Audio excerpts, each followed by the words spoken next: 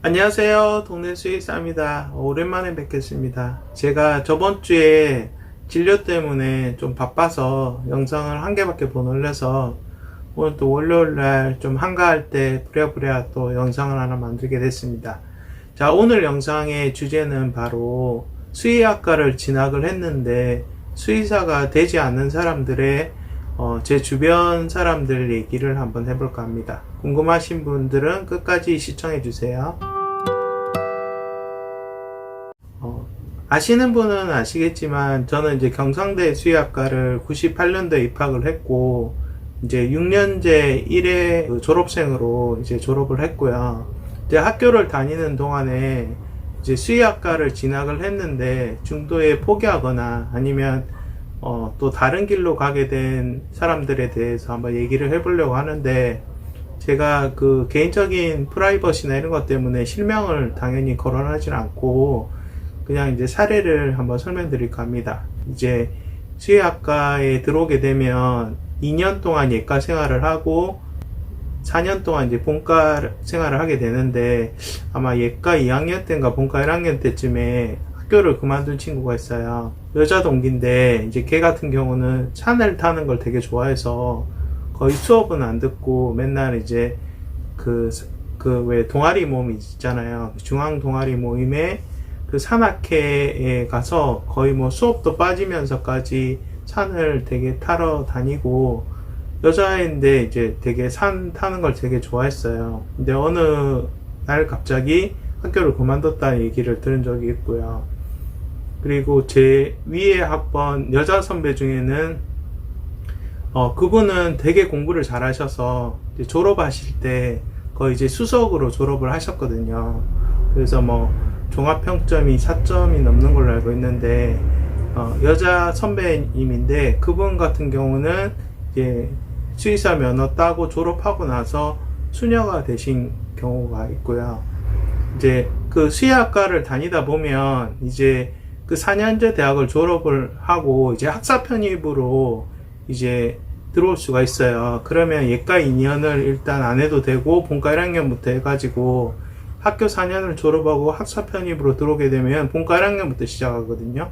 그래서 이제 4년을 더 다니고 졸업을 하게 되면 이제 수의사 면허를 따게 되는데, 그렇게 학사 편입으로 온 형들 중에서는 되게 나이가 많고 그런 형도 있었고 되게 똑똑한 형들이 많았어요. 그래서 기억나는 형 중에 하나는 저보다 되게 나이가 많으셨는데, 그분은 이제 카이스트 졸업하시고 직장 생활을 하시다가 수의학과를 들어오셔가지고, 제가 그때 뭐 20몇 살 때니까 그때 한 30대 중반 정도 되신 분인데, 그분 같은 경우는 졸업할 때 바로 공무원 시험을 공부를 하셔서 이제 수의직 공무원으로 가신 걸로 알고 있고요.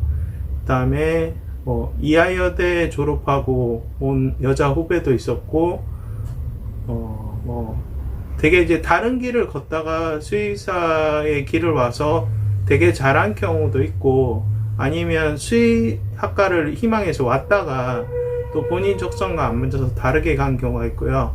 그리고 제 남자 동기 중에 하나는, 그러니까 형제인데 이제 제 동기가 형인데 그 남동생이 이제 되게 공부를 잘해서 의대를 갔어요.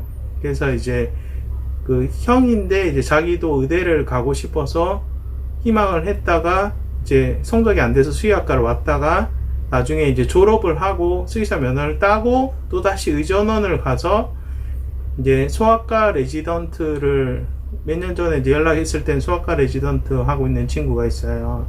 그래서 이제 그렇게 의사로 간 케이스도 있고 되게 많아요. 그러니까 중간에서 방황한 사람들이 생각보다 많고, 그리고 수의학과를 되게 꿈꾸고 왔는데 수의사가 안 된 사람도 많고, 그리고 이거는 약간 내피셜이긴 한데 정확한 통계는 아닌데, 보통 이제 서울대 수의학과는 일단 서울대 자체 커트라인이 높기 때문에 서울대 수의학과를 간 사람들은 굳이 수의사가 안 해도 그 서울대라는 간판만으로도 사업을 하거나 취직이 가능하기 때문에 서울대 수의학과가 오히려 수의사가 안 되는 비율이 더 높다고 들었어요.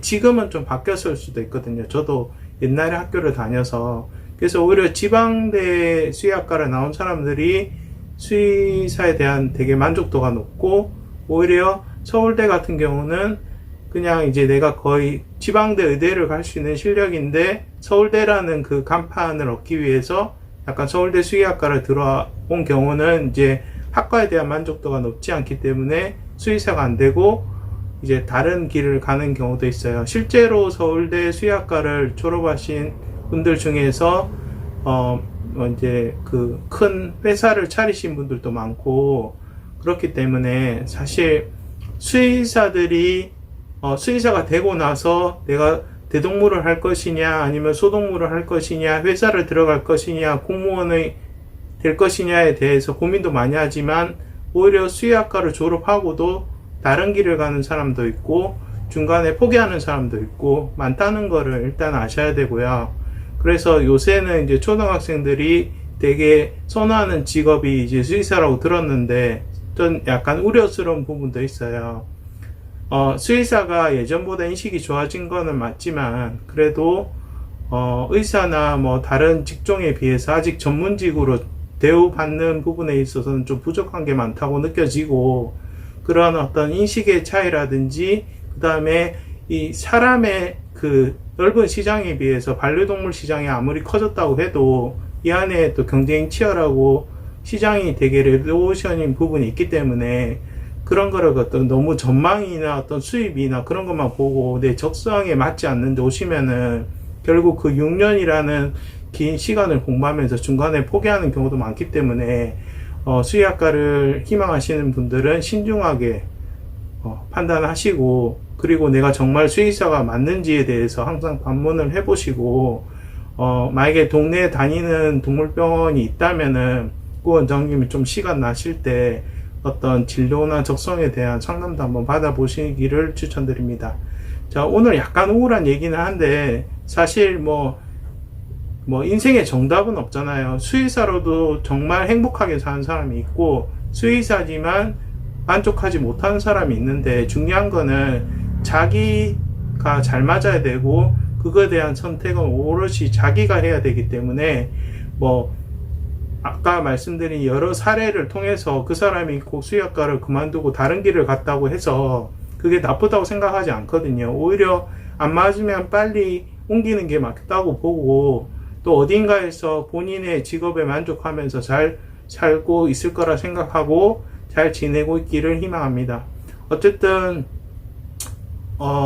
다른 수의사가 알려주지 않은, 어떻게 보면은 좀 듣기 어려운 얘기라서 약간 충격적이실 수도 있겠지만, 사람이 살다 보면은 수많은 갈림길에서 고민을 하기 때문에 거기에 맞춰서 나가는 게 어떻게 보면 현명하지 않나는 생각도 들고요.